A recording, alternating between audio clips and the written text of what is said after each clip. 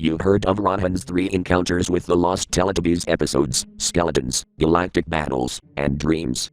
However, my encounter with the Lost Teletubbies episode was much, much worse. It all started when I was watching Sleeping Beauty on VHS. However, after finishing watching, my dad told me that he won $1,000 on one single lottery ticket. He also told me that he is going to Goodwill and we decided that I should go with him. At Goodwill, we bought 4 25-cent Teletubbies plush toys and 5 $1 Teletubbies DVDs, one of which, by the way, is a DVD we never saw in our lives before. After buying the stuff and going home, my dad grabbed the family laptop and placed it on a splinterless wood board in my room. I thanked him and he said that I am welcome. I grabbed the Teletubbies plush toys and the Teletubbies DVDs out of the bag and took them to my room. I looked at the cover of a DVD I never had before. The front cover had the Teletubbies logo at the top and the PBS Kids logo above the Teletubbies logo like usual, and it had the words Lost Episodes at the bottom. The middle has Tinky Winky, Dipsy, Lala and Po, inches away from the text and logo. I looked at the side cover and it has the Teletubbies and PBS Kids logos and the words Lost Episodes there also. I looked at the back cover and it has the 3 Lost Teletubbies episodes that Rohan encountered, but there is a 4th Lost Teletubbies episode, called Teletubbies 12. This is what I gotta see. I opened up the DVD case, and the DVD disc has the words, Teletubbies and Lost Episodes, and the PBS Kids logo on it. I turned on the laptop and inserted the DVD. It had the Warner Home Video and PBS Kids logos and went to the menu. The menu is the same one from the Obstacle Course and Other Stories DVD that Rohan encountered, only the words Obstacle Course and Other Stories were replaced with Lost Episodes, and the Australian ABC Lisages Curve and word web link were replaced with the words Special Features. I selected Episode Selection and it went to the, you guessed it, Episode Selection screen. The background has multiple clones of Tinky Winky, Dipsy, Lala and Po. The pictures for the first 3 episodes are Skelly Wally Pelly and the other 3 skeletons standing up, the 4 main Teletubbies encountering Darth Tubby, and Dipsy sleeping in his bed. However, the 4th episode only has the Teletubbies title screen on it. I selected the 4th episode and it went to a black screen. After 5 seconds, it showed white text on a black background reading, "You are about to watch a Never Seen Again episode of the original Teletubbies from 2009. This episode was used to promote the 2009 film, 2012. It also contains content that is not for the faint of heart. Watch at your own risk. 2012. This will be interesting." Finally, the episode started with the baby sun rising, thus beginning the normal Teletubbies intro. Everything in the intro, like the Teletubbies roll call, the voice trumpets saying that it's time for Teletubbies and the big hug were normal. After the Teletubbies ran away, one of the female voice trumpets appeared. For some reason, her voice resembled to be Angelina Jolie, the actress who portrayed the titular character in Maleficent, and Maleficent Mistress of Evil. Also, instead of saying "Where have the Teletubbies gone?" it said something that's kinda bone-chilling. "Apocalypse is coming to Teletubbyland." What the heck? Why did the female voice trumpet say that the apocalypse is coming to Teletubbyland? Why was the word apocalypse uttered in a show for children? It then went to the baby son, looking confused. I believe it's because of what the female voice trumpet said. After 5 seconds, the scene went inside the Tubbytronic Superdome. One day, in Teletubbyland, Tinky Winky is hopping around. Tinky Winky went into the shot. He stopped hopping and waved to the camera. Oh! This year is 2012. 2012? Yes, 2012. Ooh.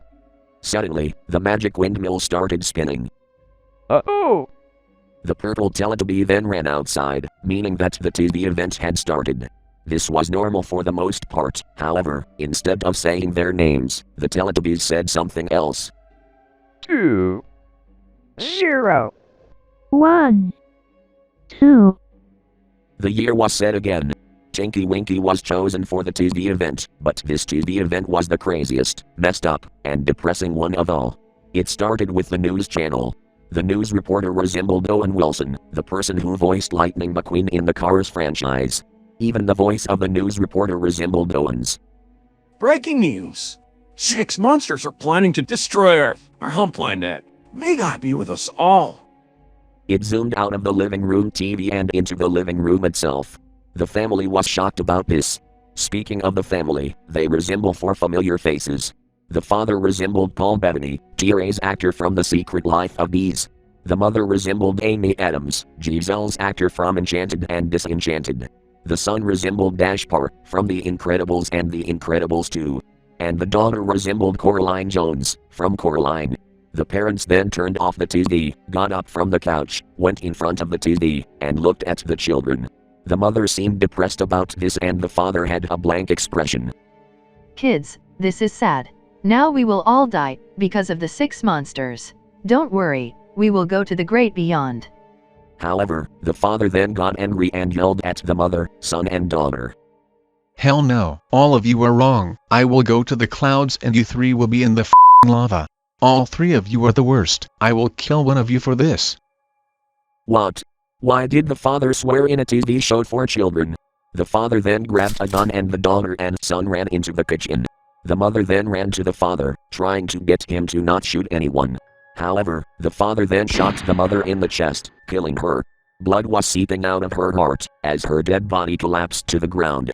After this, the son and daughter went back to the living room, only the son had a knife in his right hand. You'll pay for killing our mother. Die, you damn dirty child beater. The son then threw the knife at the father's forehead. Blood and brains began to drip out of the father, as he fell to the floor, dead. Looking at the corpses of the mother and father, the son and daughter then grabbed the knife and gun and looked at the ceiling. Tears are running from their eyes. There's everything we've ever loved. The son stabbed himself in the neck and the daughter shot herself in the forehead, killing themselves. Their bodies then collapsed on their parents. The TV event ended. The Teletubbies were shocked and started crying. Their cries are not the fake ones you usually hear nowadays. The Teletubbies' cries actually sounded like their actors found out that a famous actor had passed on. After 6 seconds, the Teletubbies got over it. It went to the baby son. She looked shocked and started to get depressed. After 5 seconds, the scene went to the talking flowers and the rest of the voice trumpets. All of them kept their original voices. It's a shame. Yeah, 6 monsters are going to destroy this world. If only we were human beings. It would have been genius. Sadly, that is not the point. Oh, right. Who are those 6 monsters? I have no idea who they are. Me neither. You know, I noticed that the 6 monsters were in Teletubbyland. You do. Where in Teletubbyland did you see those 6? Before the 6th flower could finish its sentence, a floating double-sided red lightsaber chopped it and the other 5 flowers, the other 2 female voice trumpets, and the male voice trumpets in half, killing them. The lightsaber then went to Darth Tubby, from Galactic Battles, and he turned it off and placed it back on his head. I'm one of the 6 monsters. Darth Tubby then walked to the Tubbytronic Superdome, laughing like the maniac he is. Oh, this is just terrible. At that moment, Skelly Welly Pelly, off-screen, spoke to the narrator. They deserved it for being damn dirty idiots, who don't deserve to live on Earth. Now you will join them to death. Hey, what are you? Before the narrator could say the rest of his sentence, Skelly Welly Pelly snapped his neck, killing him. It then cuts to black for 3 seconds, only to cut back to a scene of the narrator's dead body. We also finally get to see a glimpse of the narrator. He resembled Ian McDiarmid, the person who played Emperor Palpatine in the Star Wars franchise. The scene went back inside the Tubbytronic Superdome, with Tinky Winky, Dipsy, Lala and Po at the table, and Nunu, roaming around. The Teletubbies began to speak in complete sentences, to my surprise. This is getting weird. Almost all of the voice trumpets and all of the flowers were chopped in half. I also noticed that some figures are heading to our Tubbytronic Superdome. Even the narrator had his neck snapped. If my calculations are correct, those 6 monsters are Darth Tubby, the Scary Lion, Skelly Willy Pelly, and the other 3 skeletons, who haunted our dreams. Po heard the Kefka laugh from Sonic.exe, and went to the entrance to the Tubbytronic Superdome. She later looked out the window. You mean, like those? It then went to Darth Tubby, the Scary Lion, Skelly Welly Pelly and the other 3 skeletons, outside of the Tubbytronic Superdome. The Teletubbies and Nunu went outside. The 4 Teletubbies gasped when they saw the 6 monsters right in front of them. That's right. It's us. The monsters who haunted your dreams. We are everything you 5 have ever heard of. That was despicable of all 6 of you to do that. Whoever's behind those disguises, show your true selves. Oh, you don't recognize us enough? Well, maybe our true forms will show you. Suddenly, Darth Tubby, the Scary Lion, Skelly Welly Pelly and the other 3 skeletons morphed into their true forms, the clowns, Jumbo, Fatso, Shorty, Rudy, Spicky, Slim, and Bibbo, from Killer Clowns from Outer Space. Clowns? What were those clown aliens doing here in Teletubby Land? The Teletubbies gasped when they learned the truth. Does this answer your question about who we really are? Oh my god! It's the killer clowns from outer space! Exactly! Now all 5 of you will die! First, the vacuum cleaner. Jumbo used the force and crushed Nunu with a boulder out of nowhere. Now you 4 Teletubbies. The clowns then pulled out shotguns and shot Tinky Winky, Dipsy, Luma and Po to death, in a similar fashion to the opening scene of the original RoboCop. The Teletubbies shouted in pain. Their cries of pain didn't sound fake. It actually sounds like the actors are getting killed. After 5 seconds of getting shot, the Teletubbies then fell to the ground, dead. Their blood dripped out of their bodies. The baby son witnessed the scene of the crime and started crying. The clowns heard it and they got mad, so the clown aliens dropped their normal-sized shotguns and pulled out a big shotgun, and pointed it at the baby son. Hasta la vista, baby son. The clown aliens shot the baby son in the forehead, killing it. Blood was dripping out of the baby son, as it fell to the ground. Are they serious? How could they kill the baby son? After killing the baby son, the clowns then got happy and laughed evilly, as they got to their spaceship.